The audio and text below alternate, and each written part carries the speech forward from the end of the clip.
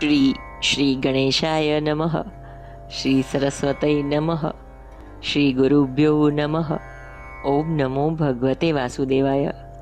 હવે ગર્ગાચાર્યને થયું, કનૈયો ગોદમાં બેસે તો સારું. દર્શન કરતા સ્તબ્ધ થયા છે. કનૈયો જલ્દી આવી ગોદમાં બેસી ગયો.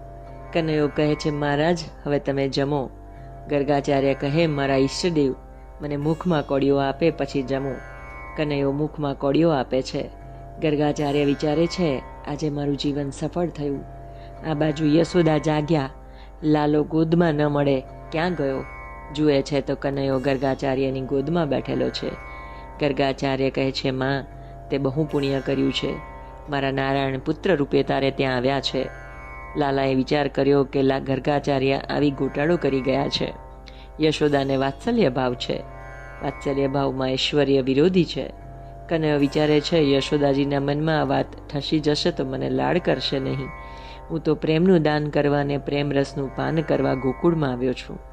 કનૈયાએ વૈષ્ણવી માયાને હુકમ કર્યો, માને મારા સ્વરૂપનું જ્ઞાન ન થાય. યશોદાને ખરા સ્વરૂપનું જ્ઞાન ન થાય તે માટે માયાનું આવરણ કર્યું. આદિ માયા તે રાધિકાજીનું સ્વરૂપ છે. તે શ્રી કૃષ્ણનો મોહ ઉત્પન્ન કરે છે. માયાના 3 પ્રકારો વૈષ્ણવો બતાવે છે. એક સ્વમોહિકા, બીજી સ્વજન મોહિકા, ઐશ્વર્યનું જ્ઞાન થાય એટલા માટે, અને ત્રીજું વિમુખજન મોહિકા, જે આપણને સર્વને ફસાવે છે. જે ઈશ્વરના સ્વરૂપને ભૂલાવે છે એ વિમુખજન મોહિકા. બાળકૃષ્ણ મોટા થયા છે. બાળકો રમવા આવે છે. કેટલાક ગોવાળના છોકરા દુર્બળ હતા. કનૈયો કહે છે, મધુમંગલ તું બહુ દુબળો છે, તું મારા જેવો તગડો થા. મધુમંગલ કહે છે, અમે ગરીબ છીએ, અમે માખણ ક્યાંથી ખાઈ શકીએ? કંસનો હુકમ હતો કે બધું માખણ કર રૂપે આપવું. બ્રજવાસીઓ ભોળા હતા. બાળકોને માખણ ન ખવડાવે અને કંસને આપે. કંસ આ માખણ પોતાના પહેલવાનોને ખવડાવે. કનૈયો બાળમિત્રોને કહે છે, બ્રજવાસીઓ કર રૂપે માખણ કંસને આપે છે, તે માખણ હું મથુરા નહીં જવા દઉં. ગામનું ગામમાં રહેવું જોઈએ. મધુમંગલ તું રડ નહીં, હું તને માખણ ખવડાવીશ. ઈશ્વર અપેક્ષા રાખે છે જીવ મારા જેવો થાય. જીવ ઈશ્વર સાથે પ્રેમ કરે એટલે ઈશ્વર એવી આશા રાખે છે. મિત્રો કહે છે, કનૈયા તું અમને રોજ માખણ આપશે તો તારી મા તને મારશે. કનૈયો કહે છે કે ના, હું ઘરનું નહીં પણ બહારનું કમાઈને ખવડાવીશ. મિત્રો કહે છે, એટલે શું ચોરી કરવાની? કનૈયો કહે છે કે હા, ચોરી કરવાની. તે માટે આપણે એક મંડળ રચીશું. તેનું નામ રાખશું બાળ ગોપાળ ચોર્ય વિદ્યા પ્રચાર મંડળ. મિત્રો કહે છે, કનૈયા ચોરી કરવા જઈએ અને આપણને કોઈ પકડે તો? કનૈયો કહે, મારા ગુરુએ મને મંત્ર શીખવાડ્યો છે. એ મંત્ર બોલીએ તો આપણને ચોરી કરતા કોઈ જોઈ શકે નહીં. કદાચ પકડાઈએ તો પકડમાંથી છૂટી જઈએ. કનૈયો કહે છે, લાલા એ કયો મંત્ર છે? કનૈયો કહે છે, ચોરી કરવા જાઓ ત્યારે કફલમ કફલમ એમ બોલવું. કફલ ઋષિએ ચોર્ય વિદ્યાનો પ્રચાર કર્યો હતો. આ મંત્રના ઋષિ તે છે.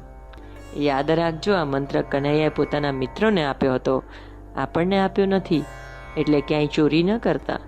અત્યારથી ભગવાનની ખૂબ સેવા કરો, કીર્તન કરો અને ભગવાનને પ્રાર્થના કરો કે હવે દ્વાપર યુગમાં જન્મ લો ત્યારે મને ગોકુળમાં ગોપ બાળક બનાવજો. તે પછી આપણે ભગવાન સાથે રમીએ. માખણની ચોરી કરીએ તો ચાલે. શરીર સાથે રમનારો પાપ કરે છે. આત્મા સાથે રમનાર પાપ કરી જ શકતો નથી. જે ઈશ્વર સાથે રમે છે, જે ઈશ્વર સાથે પ્રેમ કરે છે, એના હાથે પાપ થતું નથી. ઈશ્વરની સન્મુખ મનુષ્ય પાપ કરી શકતો નથી, અને કદાચ પાપ થાય તો તેની જવાબદારી ઈશ્વર ઉપર છે. શંકરાચાર્ય શાંકર ભાષ્યમાં કહ્યું છે, પરમાત્માનો સાક્ષાત્કાર થાય તે પછી તેવા જ્ઞાનીને હાથે પાપ થતું નથી, અને કદાચ થાય તો તેનો દોષ તેમના માથે જતો નથી. પરમાત્માનો સાક્ષાત્કાર જેને થયો નથી તેવા અજ્ઞાની જીવ માટે શાસ્ત્ર છે. શાસ્ત્રની પ્રવૃત્તિ અજ્ઞાની જીવ માટે છે.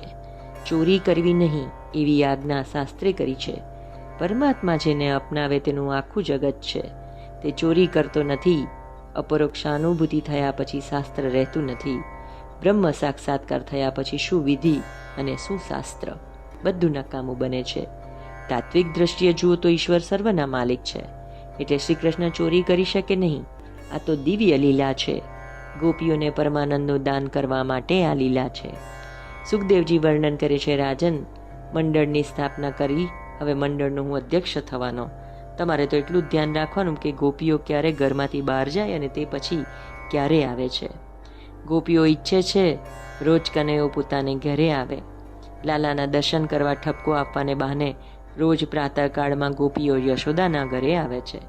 ગોપીઓએ યશોદાને ફરિયાદ કરી, એ યશોદા, તમારો આ કનૈયો ગાયો દોહવાનો વખત થયો ન હોય તો પણ વાછરડાઓને છોડી મૂકે છે, અમારા દહીં દૂધ માખણ ચોરી જાય છે અને તેના મિત્રોને અને વાનરોને ખવડાવી દે છે. જો ઘરમાંથી કંઈ ન મળે તો ગુસ્સે થઈ અમારા બાળકોને રડાવે છે. ગમે ત્યાં છેટે ઉપર સિક્કામાં દહીં દૂધ મૂકીએ તો ત્યાં પણ તે પહોંચી જાય છે. અંધારામાં માખણ વગેરે રાખીએ તો અંધારું તેને અસર કરતું નથી. કનૈયો જ્યાં જાય ત્યાં પ્રકાશ ફેલાય છે. અમે જ્યારે તેને ચોર કહીએ તો અમને કહે છે, તું ચોર, તારો બાપ ચોર, તારી મા ચોર, હું તો ઘરનો માલિક છું. જય શ્રી કૃષ્ણ.